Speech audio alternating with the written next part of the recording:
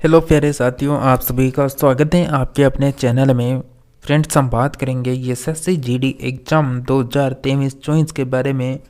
दोस्तों, जैसा कि आप सभी को पता है, एसएससी जीडी का एग्ज़ाम आने वाला है। जैसा कि फरवरी और मार्च में आपका एग्ज़ाम यहाँ पर बिल्कुल होने वाला है, तो आप सभी के लिए यहाँ पर लगातार प्रैक्टिस सेट चलने वाले हैं एसएससी जीडी एग्ज़ाम को ध्यान में रखकर। तो प्रत्येक प्रैक्टिस सेट में अभी आपको 25% करवाए जा रहे हैं।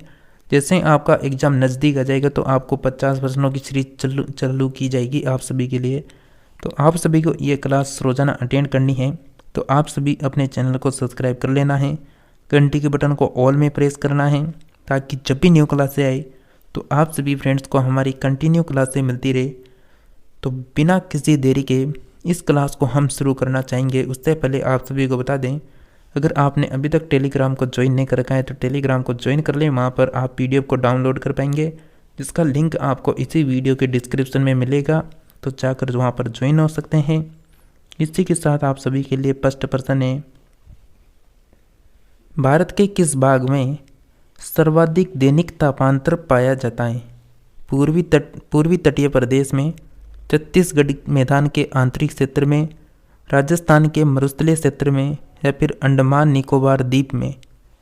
तो भारत के कौन से भाग में सर्वाधिक दैनिक तापांतर पाया जाता है? बताइए क्या आंसर रहेगा आपका। आप सभी का करेक्ट आंसर है ऑप्शन नंबर सी, राजस्थान के मरुस्थलीय क्षेत्र में सर्वाधिक दैनिक तापांतर देखने को मिलता है। नेक्स्ट प्रश्न है, मानसून प्रस्फोट से क्या तात्पर्य है? वर्षा की कृत्रिम वैज्ञानिक प्रक्रिया, आकाश में बादलों का गलत सघन रूप से आच्छादित होना, बादल मौसम जिसमें एक लंबे समय तक वर्षा होना, अकस्मात तड़ित जज्जा के साथ केवल मूसलाधार वर्षा। तो मानसून जो प्रस्फोट है इसका तात्पर्य है बिल्कुल ऑप्शन नंबर डी आपका करेक्ट आंसर हो जाएगा, अकस्मात तड़ित जज्जा के साथ, यानी क्या होती है? केवल मूसलाधार वर्षा। नेक्स्ट बात करें कि जीव द्रव्य जो शब्द था इसको सर्वप्रथम किसने किया था? तो जीव द्रव्य शब्द का प्रयोग किसने किया था? डार्विन ने, पुरकिंजे ने, जॉन रे ने, हिचिंसन ने। आप सभी का करेक्ट आंसर हो जाएगा ऑप्शन नंबर बी, पुरकिंजे यहाँ पर करेक्ट आंसर होगा। चलिए नेक्स्ट प्रश्न की बात करें, तो भारत में निम्नलिखित क्षेत्रों में से कौन से एक क्षेत्र बचत में सर्वाधिक योगदान करता है? बैंकिंग तथा वित्तीय क्षेत्र में, निर्यात क्षेत्र में, निजी कॉरपोरेट क्षेत्र में, या फिर घरेलू क्षेत्र में? तो भारत में निम्नलिखित क्षेत्रों में से कौन सा एक क्षेत्र होने वाला है जहां पर बचत में सर्वाधिक योगदान करता है? सही आंसर होगा आप सभी का ऑप्शन नंबर डी हो जाएगा, घरेलू क्षेत्र में। भारत में मिश्रित अर्थव्यवस्था का अर्थ है वर्दी एवं कुटीर उद्योग का सह अस्तित्व, आर्थिक विकास में विदेशों का सहयोग, सार्वजनिक तथा निजी क्षेत्र का सह अस्तित्व, उपरोक्त में से कोई नहीं। आप सभी का यहाँ पर करेक्ट आंसर होने वाला है फ्रेंड्स ऑप्शन नंबर सी, सार्वजनिक तथा निजी क्षेत्र का सह अस्तित्व करेक्ट आंसर होगा। नेक्स्ट है कि जीव द्रव्य जीवन का भौतिक आधार है, या कथन किसका है? हेनरी का, लेमार्क का, एक्सले का, ट्रेवी रेंस का? तो जीव द्रव्य जीवन का भौतिक आधार है, ये कथन किसका होने वाला है? तो एक्सले यहाँ पर करेक्ट आंसर हो जाएगा। नेक्स्ट है कि भारतीय अर्थव्यवस्था है उसके उदारीकरण का जो अग्रदूत है वो किसे कहा जाता है? डॉक्टर मनमोहन सिंह को, वीपी नरसिम्हा राव, डॉक्टर बिमल जालाना, या फिर यानी चिदंबरम? तो भारतीय अर्थव्यवस्था का जो उदारीकरण का जो अग्रदूत है वो किसे कहा जाएगा? सही आंसर है डॉक्टर जो मनमोहन सिंह है, इनको कहा जाता है उदारीकरण का अग्रदूत। नेक्स्ट प्रश्न है, प्रकाश की गति की तुलना में रेडियो तरंग की गति होती है, कम होती है, ज़्यादा होती है, या फिर एक समान, या फिर अनंत तक होती है?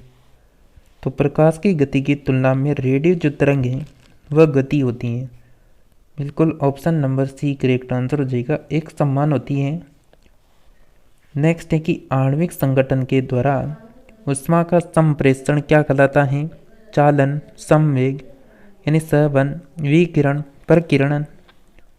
तो आणविक संगठन के द्वारा ऊष्मा का संप्रेषण क्या कहलाता है? संवहन यहाँ पर करेक्ट आंसर हो जाएगा। नेक्स्ट प्रश्न है, किसी द्रव को उसके क्वथनांक से पूर्व उसके वाष्प में बदलने की प्रक्रिया को क्या कहते हैं? वाष्पीकरण, संघनन, हिमीकरण, इनमें से कोई नहीं। तो किसी द्रव को उसके क्वथनांक से पूर्व उसके वाष्प में बदलने की प्रक्रिया को कहते हैं वाष्पीकरण। करेक्ट आंसर हो जाएगा आप सभी का। चलिए नेक्स्ट प्रश्न की ओर बढ़ेंगे हम। नेक्स्ट प्रश्न है आप सभी के लिए, जल में वायु का जो बुलबुला होता है वो किसकी भांति व्यवहार करेगा? उत्तल दर्पण के, उत्तल लेंस के, अवतल दर्पण के या फिर अवतल लेंस के? तो जल में जो वायु का बुलबुला होता है वह किसकी भांति व्यवहार करता है फ्रेंड्स? आप सभी का बिल्कुल करेक्ट आंसर हो जाएगा, अवतल लेंस की भांति यहाँ पर व्यवहार करेगा। नेक्स्ट प्रश्न है, ऑप्टिकल जो फाइबर है वह किस सिद्धांत पर काम करता है? अपवर्तन, प्रकीर्णन, पूर्ण आंतरिक परावर्तन या फिर व्यक्तिकरण? तो ऑप्टिकल जो फाइबर है वो किस सिद्धांत पर काम करता है? सही आंसर होगा पूर्ण आंतरिक परावर्तन, option number C correct answer हो जाएगा। किसी एयर कंडीशनर प्लांट की क्षमता को व्यक्त किसमें किया जा सकता है? तो किसी एयर कंडीशनर जो यानी एयर कंडीशनिंग जो प्लांट है उसकी क्षमता को व्यक्त किसमें करते हैं? टन में, प्रतिशत में, COPO में या फिर तापमान में? तो ये व्यक्त किया जाता है बिल्कुल ऑप्शन नंबर सी, COPO में किया जाता है। नेक्स्ट है, 1857 ईस्वी में बरेली का जो विद्रोह का नेता था वह कौन था? कुंवर सिंह, मौलवी अहमद शाह, खान बहादुर, तात्या टोपे? तो 1857 का जो बरेली का विद्रोह का नेता था वह कौन होने वाला है? बताइए जल्दी से। तो उससे पहले आप सभी फ्रेंड्स से रिक्वेस्ट है जल्दी से क्लास को लाइक करके चैनल को सब्सक्राइब करके घंटी के बटन को ऑल में कर लें। साथ ही अपने जो भी फ्रेंड्स हैं उनको जल्दी से शेयर करें ताकि वह भी यहाँ पर लगातार SSC GD एग्जाम की क्लासों को अटेंड कर सकें। तो आप सभी का करेक्ट आंसर आ चुका है, जैसा कि ऑप्शन नंबर सी खान बहादुर करेक्ट आंसर हो जाएगा। नेक्स्ट बात करें कि 1857 ईस्वी के विद्रोह के पूर्व ब्रिटिश भारतीय सेना में भारतीय जो यूरोपीय सिपाही थे उनका औसत क्या था? यहाँ पर अनुपात क्या था? तो 1857 के विद्रोह के पूर्व जब ब्रिटिश भारतीय सेना में भारतीय और यूरोपीय सिपाहियों का औसत अनुपात आपसे पूछा गया है 4:1, 5:1, 6:1, 7:1। बिल्कुल आप सभी फ्रेंड्स का करेक्ट आंसर है ऑप्शन नंबर सी 6:1 हो जाएगा। सी ऑप्शन हमारा करेक्ट आंसर है। नेक्स्ट बात करें, 1857 ईस्वी के विद्रोह में भारत के शिक्षित मध्यम वर्ग के लोगों ने क्रांति का विद्रोह किया था, क्रांति का समर्थन किया था, क्रांति में तटस्थ रहे थे या फिर देशी शासकों के विरुद्ध संघर्ष किया था? तो 1857 के विद्रोह में भारत के जो शिक्षित जो मध्यम वर्ग के लोग थे ना उन्होंने क्या किया था ये आपसे पूछना चाहता है। तो क्या आंसर आने वाला है आप सभी का? तो उन्होंने क्या किया था, यहाँ पर क्रांति में तटस्थ रहे थे। ऑप्शन नंबर सी आपका सही आंसर है। नेक्स्ट है कि देव समाज के संस्थापक कौन है? राजा राम मोहन राय, स्वामी दयानंद सरस्वती, शिव नारायण अग्निहोत्री, देवेंद्र नाथ टैगोर? तो देव समाज के जो संस्थापक थे वह कौन थे? सही आंसर है option number C, Shiv Narayan Agnihotri correct answer है। बात करें यहाँ पर 1839 ईस्वी में देवेंद्र नाथ टैगोर ने तत्वबोधिनी जो सभा थी उसकी भी स्थापना की थी। यहाँ पर आर्य समाज किसके विरुद्ध है? ईश्वर के अस्तित्व, हिंदुत्व, धार्मिक अनुष्ठान व मूर्ति पूजा या फिर इस्लाम के? तो आर्य समाज किसके विरुद्ध में है? सही आंसर है धार्मिक अनुष्ठान व मूर्ति पूजा के। नेक्स्ट है कि अहमदिया जो आंदोलन है वो कहाँ पर हुआ था? पंजाब में, उड़ीसा में, हरियाणा में, असम में?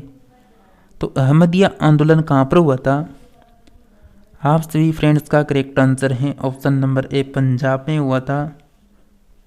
नेक्स्ट बात करें उससे पहले इसके युद्ध की यानी जो ये आंदोलन है इसके आरंभ की बात करें तो 1889 ईस्वी में कादिया नगर गुरदासपुर पंजाब में हुआ। नेक्स्ट प्रश्न है कि प्रत्यावर्ती धारा को दिष्ट धारा में किसके द्वारा बदला जाता है?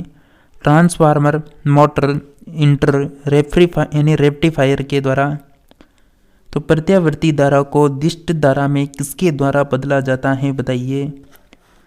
आप सभी फ्रेंड्स का करेक्ट आंसर हो जाएगा यहाँ पर ऑप्शन नंबर डी, रेक्टिफायर यहाँ पर करेक्ट आंसर हो जाएगा, डी ऑप्शन आएगा। नेक्स्ट बात करें, यदि विद्युत प्रवाह व वोल्टेज 90 डिग्री से फेज के बाहर है तो पावर क्या होगी? शून्य, अधिकतम, न्यूनतम, इनमें से कोई नहीं। तो यदि विद्युत प्रवाह का वोल्टेज 90 डिग्री से फेज के बाहर है तो पावर क्या होगी? आपका करेक्ट आंसर है ऑप्शन नंबर ए, शून्य करेक्ट आंसर हो जाएगा। आदर्श वोल्टमीटर की प्रतिरोधकता कितनी होती है? शून्य, निम्न, असीमित या फिर उच्च होती है? तो आदर्श जो वोल्टमीटर है इसकी प्रतिरोधकता बिल्कुल आपका करेक्ट आंसर सी ऑप्शन हो जाएगा, असीमित होती है। नेक्स्ट क्वेश्चन है, महाराष्ट्र का सुकरात किसे कहा जाता है? बाल गंगाधर तिलक को, विपिन चंद्र पाल को, फिरोज शाह मेहता को, महादेव गोविंद रानाडे को। तो महाराष्ट्र का सुकरात किसे कहा जाता है? सही आंसर है महादेव गोविंद रानाडे करेक्ट आंसर हो जाएगा। 1815 ईस्वी में किसने कोलकाता में आत्मीय सभा की स्थापना की थी? राधाकांत देव ने, राजा राम मोहन राय ने, ईश्वर चंद्र विद्यासागर ने, देवेंद्र नाथ टैगोर ने। तो 1815 में किसने कोलकाता में आत्मीय सभा की स्थापना की थी? सही आंसर है राजा राममोहन राय ने की थी, बी ऑप्शन करेक्ट आंसर हो जाएगा। नेक्स्ट है कि सम्मान, न्याय और निःशुल्क विधि सहायता का प्रावधान संविधान के किस अनुच्छेद में है? अनुच्छेद 39, अनुच्छेद 39A, अनुच्छेद 40, अनुच्छेद 44। तो सम्मान, न्याय और निःशुल्क विधि सहायता का प्रावधान संविधान के किस अनुच्छेद में है? बिल्कुल बी ऑप्शन करेक्ट आंसर है, अनुच्छेद 39A में। तो फ्रेंड्स तो ये थी हमारे 25 प्रश्न 3 यानी 25 क्वेश्चन की प्रैक्टिस सेट। अगर आप इन प्रैक्टिस सेट को कंटिन्यू करना चाहते हैं तो बिल्कुल आप सभी को क्या करना है, अपने चैनल जीके चीट फिक्स को क्या करना है, सब्सक्राइब कर लेना है।